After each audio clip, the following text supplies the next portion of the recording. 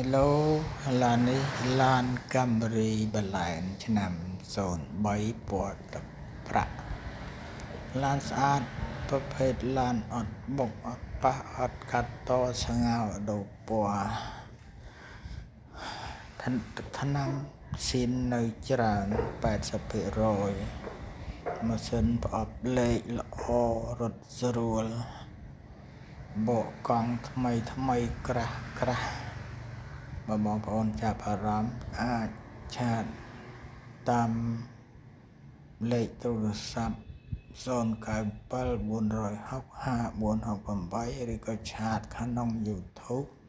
ក្នុង Facebook ក៏ដូចជា TikTok វាមានទាំងអស់តែបងប្អូនចាប់អារម្មណ៍អាចតាក់ទងចរចាតម្លៃបានហើយនេះតម្លៃដាក់លក់19000ចរចាបើខុសត្រូវត្រង់ណាអីនិយាយគ្នាទៀតអរគុណជំរាបលា